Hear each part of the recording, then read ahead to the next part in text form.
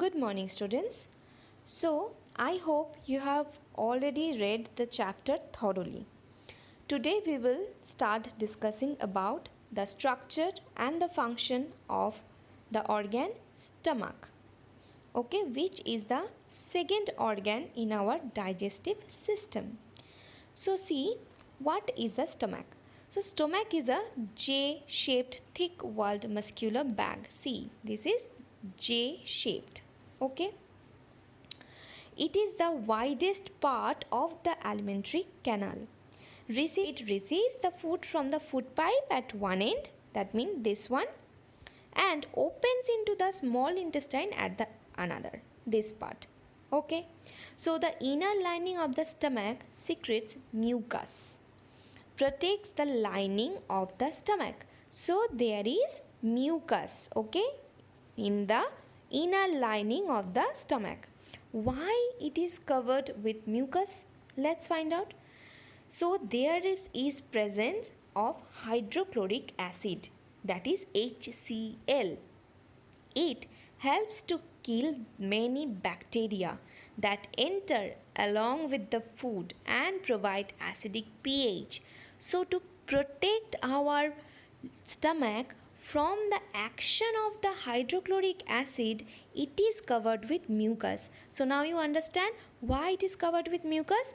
To protect our stomach from the very strong hydrochloric acid. Okay, so there is also digestive juices, okay, that break down the protein into simpler substance. Okay, next one, muscular wall churns the food. This muscular wall churns the food. Next one is small intestine. The small intestine is highly coiled and is about 7.5 meters long. It receives secretions from the liver and the pancreas. Besides, its wall also secrete digestive juices. So, our stomach secrete digestive juice and our small intestine also secretes the digestive juices. Okay, it also receives from pancreas and liver. We will learn about pancreas and liver in the next slide. So it is divided in the three main parts. They are duodenum, jejunum and ileum. See, duodenum is the front part, then middle part is jejunum, then there is ileum. Okay. Next one is the liver and the pancreas. So see, this is the liver. Okay, and this one, this structure behind our stomach is the pancreas. Okay, so let's find out what is liver and what is function. The liver is a reddish brown gland situated in the upper part of the abdomen on the right side. So it is situated on the right side of our abdomen. It is the largest gland in our body. What is it? The largest gland. It secretes bile juices that is stored in a sac called gallbladder. See this one. So it secretes bile juice which is stored in the gallbladder. Okay, in here. So the pancreas is located just below the stomach. I have already told you. The pancreatic juice acts on carbohydrates, fats and protein and changes them into simpler form. Okay, so let's find out what are the simpler form. So complete digestion takes place in lower part of small intestine. Understand? So complete digestion takes place in the lower part of the small intestine. Okay, so let's see, these are actually the simplest form of these things. So carbohydrate simple form is glucose, protein simple form is amino acids, and fats simple form is fatty acid and glycerol. It is very important, this part, so remember it. Okay, and it is done by which organ? By our pancreas with the help of pancreatic juice. Next one is absorption in small intestine. So the digested food can now pass into the blood vessels in the wall of the intestine. This process is called absorption. So what is happening? All the nutrients get absorbed.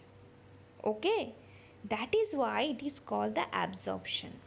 The inner wall of the small intestine have thousands of finger-like outgrowths. See, this is the finger-like outgrowths. Okay, so these are called villi. Singular form is villas.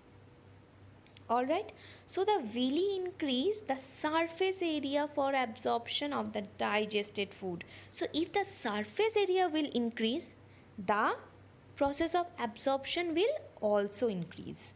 That is what they do. That is why our small intestine is severely coiled, because of they need to increase the surface area to absorb all nutrients properly into our body. So the absorbed substances are transported via the blood vessels to different organs of the body, where they are used to build complex substances, proteins required by the body. So this process is known as what? Assimilation. Next is, in the cell, glucose breaks down with the help of oxygen into carbon dioxide and water, and energy is released. So next one is large intestine. So large intestine, the food that remains undigested and unabsorbed enter into the large intestine, that is this part. Okay, the large intestine is wider and shorter than small intestine. Of course these are not severely coiled as the small intestine. It is about 1.5 meter in length. Its function is to absorb water and some salts from the undigested food material. So its function is to absorb water and some salts. Okay. The remaining waste passes into the rectum and remains there as semi-solid feces.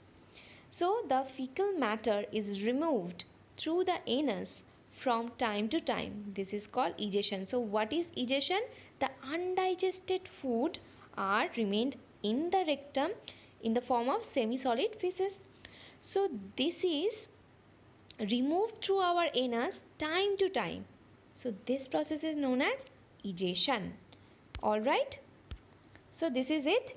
Now we have to do our homework. So there is fill in the blanks. It is already I have taught you. Okay, and there is some true and false as well. So you will do this homework. Next day we will discuss about the rudiments and the digestion in amoeba. Okay, then we will discuss our exercise. Okay, so this is all for today. Thank you, students.